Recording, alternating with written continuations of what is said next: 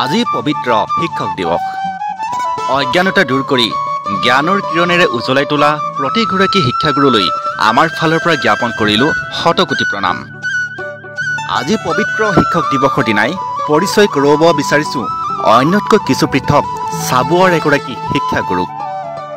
কেৱল পুথিগত জ্ঞানী নহয়, কণ্টকাকীৰ্ণ জীৱন বাটত আগুৱাই যাবলৈ ছাত্ৰ ছাত্ৰীসকলক দি আহিছে ব্যৱহাৰিক তথা বৃত্তিগত শিক্ষাও।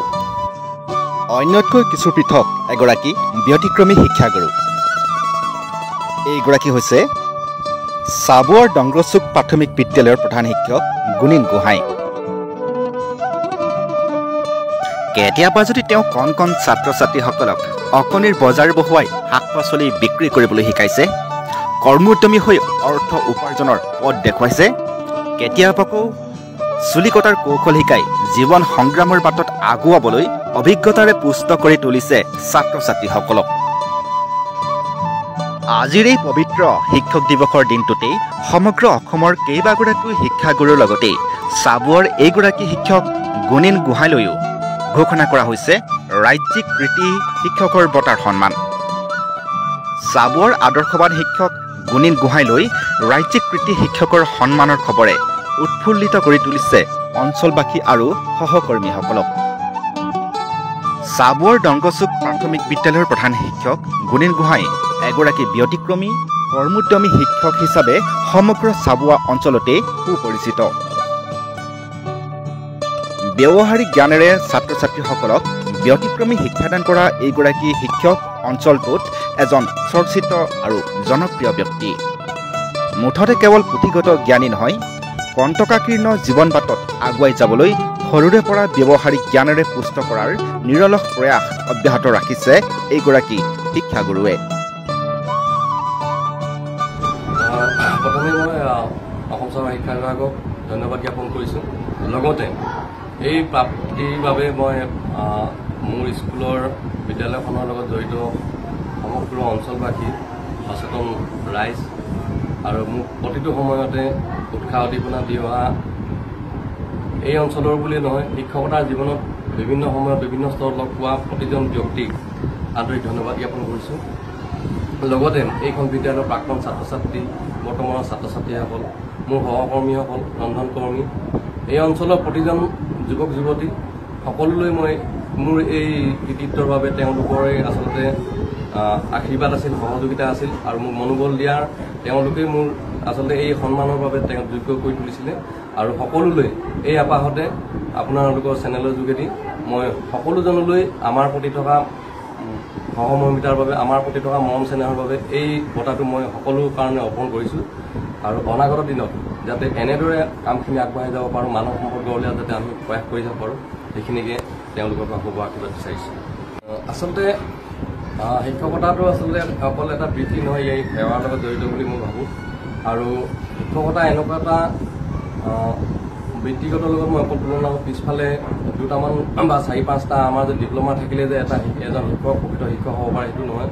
মোৰ ধাৰণা যে ছাত্ৰ ছাত্ৰীসকলক এটা গঠনমূলক, ৰুচিবোধ সম্পন্ন, শৃংখলাবদ্ধভাৱে আৰু প্ৰাথমিক পৰ্যায়তে, আমিও আচলতে প্ৰাথমিক পৰ্যায়ৰ শিক্ষক, প্ৰাথমিক পৰ্যায়তে তেওঁলোকৰ জীৱন ধাৰণৰ ওপৰত, তেওঁলোকৰ ব্যৱহাৰিক জীৱনৰ ওপৰত যাতে কিছু তেওঁলোকক আভাস দি যাব পাৰোঁ, তাৰেই প্ৰয়াস। আৰু আমি ডংগৰচুক প্ৰাথমিক বিদ্যালয়ে গৌৰৱেৰে আগবাঢ়িব বিচাৰিছোঁ, আপোনালোকক প্ৰকাশ কৰিব বিচাৰিছোঁ যে আমি আচলতে পাঠ্যপুথি জ্ঞানৰ লগতে নহয়, তেওঁলোকক ব্যৱহাৰিক আৰু জীৱন কৌশল বিকাশৰ শিক্ষাৰ লগত জড়িত কৰি, কেনেকৈ জড়িত কৰি তেওঁলোকক ভৱিষ্যতলৈ এজন নিপুণ নাগৰিক আৰু দেশৰ এজন প্ৰগতিবাদী উন্নয়নশীল নাগৰিক কৰি তুলিব পাৰোঁ, তাৰে আমি প্ৰাথমিক স্তৰত প্ৰাথমিকভাৱে আমি প্ৰয়াস কৰি গৈ আছোঁ।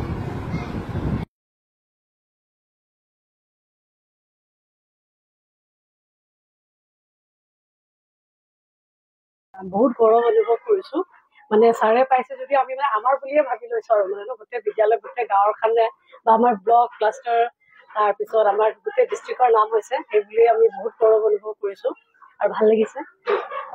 মই ভাবিছোঁ একদম ছাৰে মানে কি মানে ডিজাৰ্ভ কৰে আৰু মানে এইটো বঁটা পাবলৈ। মানে তেওঁ যিমান কৰে স্কুলৰ কাৰণে, আপোনালোকে মানে যিমান দেখে মানে নিউজত বা আমি ফেচবুকত যি দিওঁ, এইটো মানে বহুত কম। মানে কেলে ডেইলি কিবা নহ'লে কিবা এটা স্কুলত প্ৰত্যেক দিনাখনে তেওঁ কৰি থকা আমি মানে সদায় দেখি থাকোঁ, হয়নে নহয়?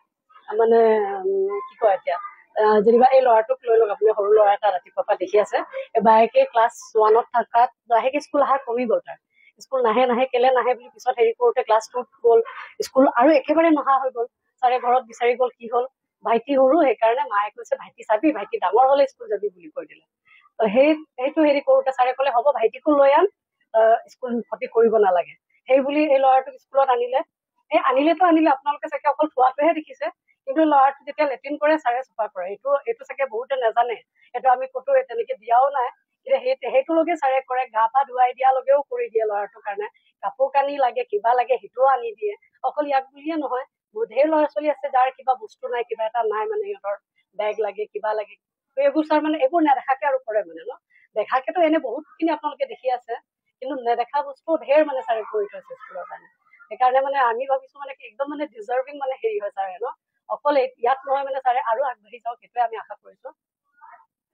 বিদ্যালয়ৰ প্ৰধান শিক্ষক শ্ৰী গুণীন্দ্ৰ গোহাঁইদেৱে আজি যি ৰাজ্যিক বঁটা পাইছে, তাক লৈ আমি দৰ্শকবাসী হিচাপে আমি আনন্দিত আৰু গৌৰৱান্বিত অনুভৱ কৰিছোঁ।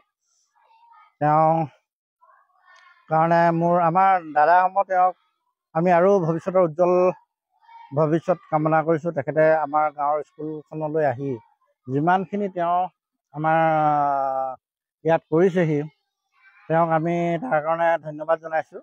আৰু লগতে আমাৰ গাঁৱৰ ছাত্ৰ ছাত্ৰীসকলক তেওঁ যিটো আজিকালি মানে হেৰি কৰা মানে হাতে কামে যিটো মানে শিক্ষা দিছে তেওঁ, সেইখিনিক লৈও তেওঁক আমি ধন্যবাদ জনাইছোঁ আৰু তেওঁৰ ভৱিষ্যত উজ্জ্বল কামনা কৰিছোঁ। মই এখন আমাৰ গাঁৱৰ স্কুল, মই এই স্কুলখনক বহুত ভাল পাওঁ। এই স্কুলখনত মই যেতিয়া হেৰিত হয়, এই কি কয় দীপাৱলী হয়, দেৱালীত মই নামঘৰত চাকি জ্বলাওঁ। মোৰ ঘৰত চাকি জ্বলাই মেলি ইয়াত আকৌ স্কুলত চাকি এখন সদায় দি থৈ যাওঁ। এই স্কুলখনৰ কাৰণে মোৰ বহুত মৰমৰ। আৰু এই স্কুলৰ হেডমাষ্টাৰ শ্ৰী গুণীন গোহাঁই, তেওঁ বহুত এই স্কুলখনৰ কাৰণে যত্ন কৰিছে। আৰু তেওঁ আহিব পৰা স্কুলখন আমাৰ গাঁৱৰ মানুহবোৰেও বহুত ভাল পাইছে। আৰু গাঁৱৰ সকলো ৰাইজে সহানুভূতি কৰি তেওঁক চব প্ৰকাৰে সহায় কৰে, আমিও সহায় কৰোঁ, গাঁৱৰ ৰাইজেও সহায় কৰে। এতিয়া দুপে উঠি গৈ তেওঁ প্ৰথমতে ডিষ্ট্ৰিক্টৰ বঁটা পায়, এইবাৰ ৰাজ্যিক বঁটা পাইছে। এই ৰাজ্যিক বঁটা পাইছে বুলি কালি গম পাই আজি মই স্কুললৈ আহি আমাৰ গাঁৱৰ তৰফৰ পৰা দহচুক গাঁৱৰ পৰা আহি প্ৰধান শিক্ষকক এখন ফুলাম গামোচাৰে আদৰণি জনাইছিলোঁ।